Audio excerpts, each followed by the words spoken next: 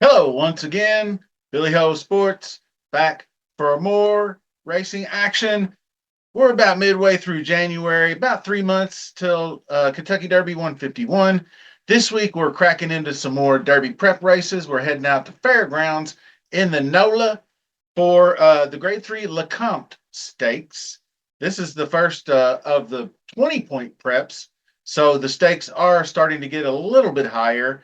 We got a 14 horse field to break down. And so, coming up soon, real quick, preview video is already out for the Pegasus World Cup. That's a week from Saturday. There's going to be tons of great racing that day. I'm going to have plenty of previews out for that. So, put a bolo, be on the lookout. Remember to subscribe to the channel if you haven't done so. Smashing that like button, leaving comments always helps me grow. Sharing on social media, all that great stuff, very much appreciated. So let's get into it. We are going to jump right into the past performances for this race because we do have 14 horses. So let's get to it. Okay, so while I was doing my research for this race, I wanted to go down here and look. I always like to check out track bias. And so I go down here and I'm looking for a mile and a 16th, 8.5 furlongs, 24 races. You got 29% wire rate. And then the rail post is winning 25%. Post 1 through 3, another 19%.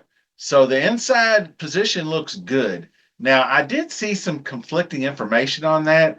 And I'm not trying to put anybody on blast. I saw what I saw. It was, I think, Horse Racing Nation is a website that they said it's actually 6% rail post, but that was 50 starts. I'm not really sure where they're pulling their information from. I generally like to go I want a big enough sample size, and B, I want the right time of the year when it's winter time. I want the meet from 11:22 to 1:12. 24 races is enough for me to get my bias in order. And then you see the just 3 races this week through the 12th. I pulled these past performances a couple of days ago. So you're still seeing the rail doing quite well, winning one of the 3 races there. And then, I am going to go under the assumption that Brisnet is the way I go. Outside posts are going to be a problem. The one thing I also know is the first turn coming up as we'll go back up to, race 12 up here to the top. You can see this mile and 16th.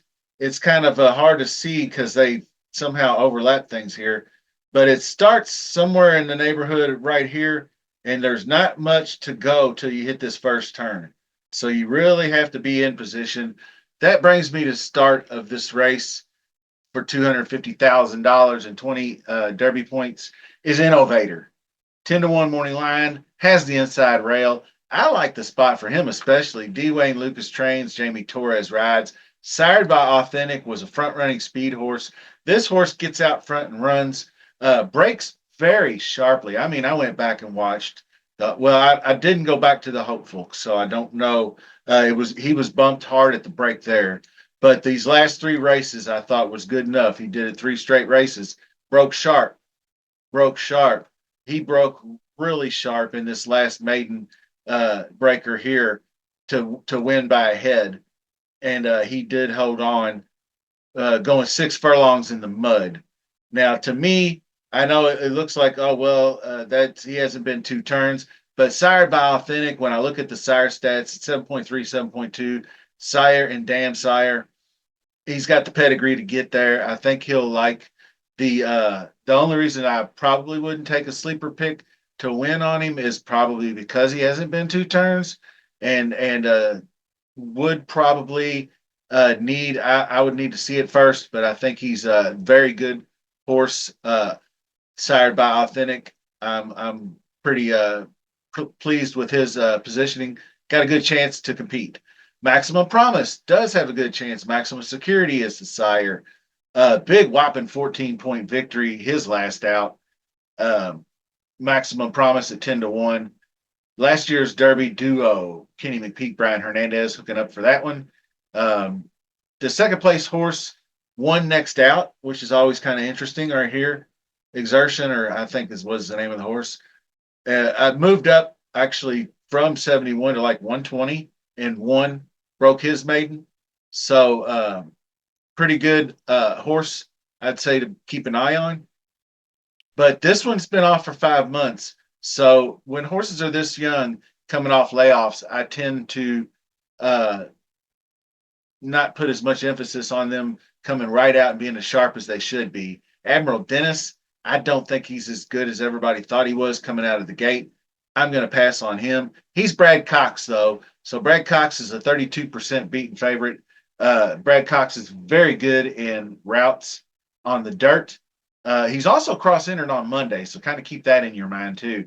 If he's cross entering like an allowance race on Monday, that does kind of either he's waiting on the weather or he's waiting on something to come to fruition or to see which race he's going with. Admiral Dennis, likely not getting to, but magnitude, pop, pop. This one, no match in the gun runner for Built. I really thought he'd run better, which he ran pretty good. He was up there for a while. He just kind of got blown out down the stretch at a slow pace. So maybe a little bit faster pace for him to run with would be better. So we'll have to see about that. But his name magnitude, think of earthquake. Name pairs with that of his half brother, the champion Epicenter. Both of them sons of not this time. Same connections too. If he turns out close to being Epicenter, he's definitely going to be in the mix going to the Derby. I'm going to be watching. I really liked Epicenter last year, and I do recall back in 2022, I had in my exacta Epicenter and Zandon. Uh, those two horses, I normally in a large field, I just felt that good about them, and they were like 6-1, 4-1 coming down the stretch, and I would just lick at my chops on that juicy exacta until that fraudulent rich strike snuck in there and stole my soul.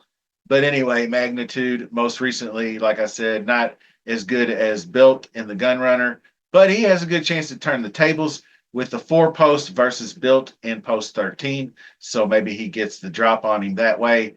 Number 5 is a pretty popular longer shot from Keith DeSormo called Optical. This one I do believe I looked back at uh, somewhere around. It ran in the race. Of course, he got bumped and clipped or something midway through the Breeders' Futurity, so he pulled up there. And so we'll just draw a line through that one. But the maiden breaker by 14 was just huge at September. And then he came back and got into allowance company, a third there, and then beats McAfee, who's kind of touted. I wouldn't call it highly touted, but it's been names been kicked around some as a contender for the Kentucky Derby. But going just a mile, still hasn't been 2 turns. I'm probably not going to get there. This is the 20-1 I'm looking at is Golden Afternoon. And this one has got some good speed figures coming from the turf, as you can see, to the dirt. Quite good success for this horse from Nicholas Vacareza, taking over for his father on this horse. Axel, the only problem is the jockey. I'm not too hip on Axel Concepcion. Golden Sense I do like as a sire for these horses, and does feel like I do feel pretty good by that translating over to the dirt for this horse. So the second in the Bourbon was a very good race. He was in position. He put away the Clock Tower, who I had picked to win until he scratched a few weeks back in a major stakes race. That was the one that First Resort won at Churchill Downs. So interesting enough that Golden Afternoon is 20-1 morning lines, and probably not going to get much action. You may get every bit of that 20-1 with the connections. So keep an eye on that one. I like it as a live long shot to hit the board. I thought about using calling card in that capacity as well. I love me some Mike Maker and Frankie Dettori. I prefer him riding on the grass, but he is no joke on the dirt either. He's still a very good jockey.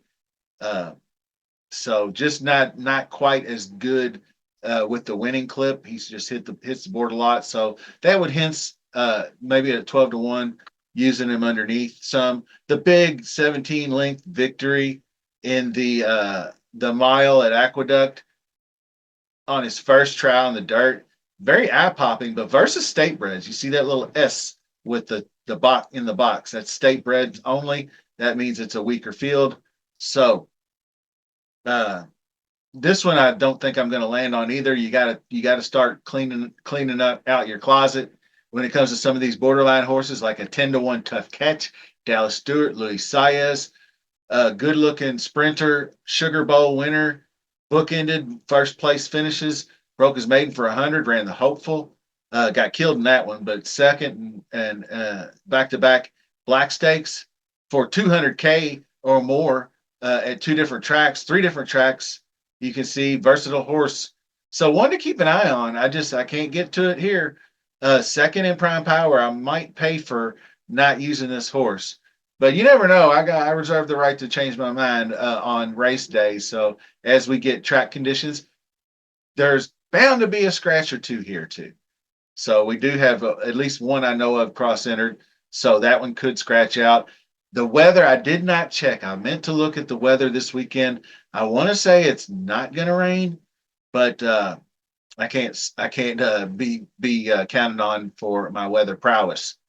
Edgar Morales, Dallas Stewart, another entry. Dapper Moon was an interesting horse. His run against tougher, that's for sure. Broke out second place, almost got her done. Then a big improvement, winning by 5 over I forget the name of this one, but Guns Loaded, and he won next out. You can see by the italics. That's key. That's a key component. Then fourth by a whopping 10 links in that Breeders' Futurity that East Avenue rolled with Ferocious and Filoso. So pretty solid. Had the lead in the street sense, then just gave it up down the stretch. Kentucky Jockey Club was up there and then just kind of faded down the stretch. That's first resort. Um, then you had the win against the state breds at Fairgrounds. To me, that tells me that he's not as classy as these other horses. He's passed Mo better than good. Passing on this one as well, although I like the name. Uh, Kenny McPeak entry. He did win his first out at versus New York State Breds, going 7. But I'm just show it to me. I don't think that this one's going to be there. Going to need to mature a little more for me. Sired by Motown, not bad. Could be a solid horse down the road. Disco Time, number 11. Brad Cox, first in prime power. Flow, go. Garreau in the saddle, 30% winning clip right now out of his last 43 starts. He's fire. I hate when people just on X, Twitter, whatever you call it, just bash jockeys. Oh, that was a real great ride by Irad there. Oh, he really gave it up, like these jockeys are trying to lose. They ride, I don't know how many times, hundred thousands, depending on what kind of jockey you are, you're not going to be at your best every day. So it's some rando Wednesday afternoon $5,000 claiming race, and Irad Ortiz ain't at his best. I mean, sorry, Charlie. Don't be betting those races, as far as I'm concerned, because you're risking it that they're not always going to be on their game. But me, I don't bash jockeys. I play jockeys. Jockeys are a very important part of my handicapping philosophy. So I give Flogo the time of day here. Judamont Stables, big timers. Not this time, Colt, as well. 7.2 win distance, getting it done. Should be able to get the 2 turns. But that will be the test. It's the first 2-turn race and has been off 49 days, which is not that bad. So Disco Time 9 to 2, that's fair. We'll see what the odds go at the tote board. Remember, the outside posts I think are a little bit compromising. So breaking from 11 is not going to be as easy to do. Could see him four wide around the first turn, but he's right there. Jolly Samurai, a horse I'm going to pass on. I was a value pick. I think I might even picked him to win the Springboard Mile, but he just didn't show up for that one. I'll take the L. I missed it. I missed out on it. I thought these three wins out of the gate looked really good. The Kip DeVille, but they're just maybe just Remington cheap horses. 75K, pretty weak. 300K for the Springboard Mile and got blown out pretty good. But we saw what Cold Battle did. Cold Battle went right back at the winning action. So Cold Battle, no joke. So I will have to say I might eat my words. He may run fifth or sixth in this race. He's a closer. We'll see. Here's the one to beat. Built. I kept looking through it. That race in the gun runner. We're on the same track. We're doing the same thing. It's very, very similar to what track Phantom did last year when he came out and he won on Fairgrounds. Like he won the first couple of legs of these prep races, and then I think he may have gotten beaten in the Lecomte. I can't remember if he won the Lecomte or not. I thought he did. I thought the next race, I thought the Risen Star was the one that he lost in the slop. But I digress.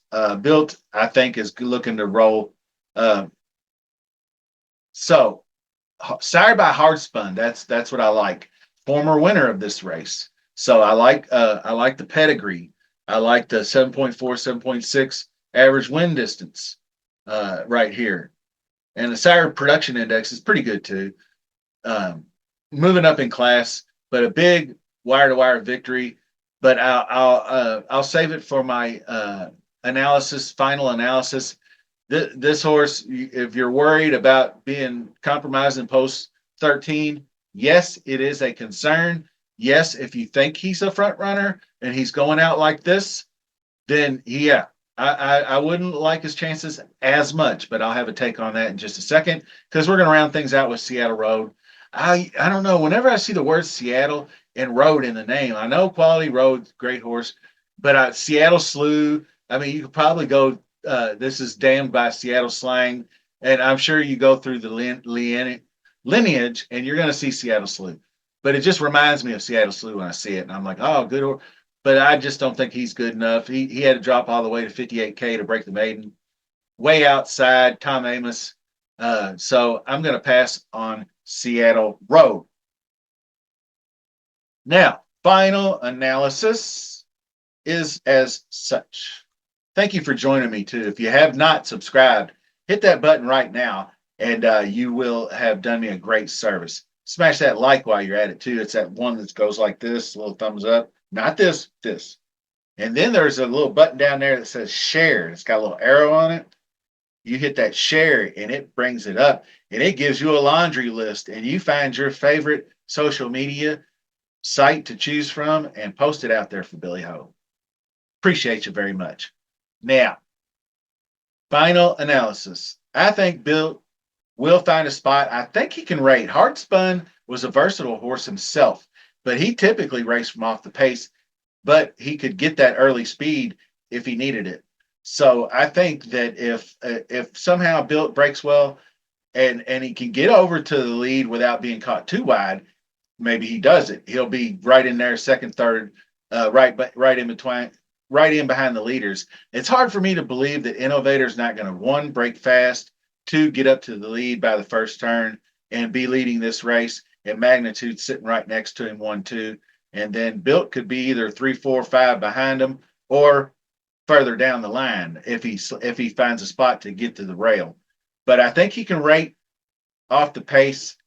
I think Magnitude will run well. I'm picking Magnitude to win the race. So there's your selections right there. I really like Magnitude and the half brother to Epicenter and the trajectory he's on. He was foaled in March, I believe, and Epicenter was foaled in January. So maybe Epicenter matured a few months earlier and was winning these races because he ran really well through the Fairgrounds stakes races. So maybe Magnitude can run well as well.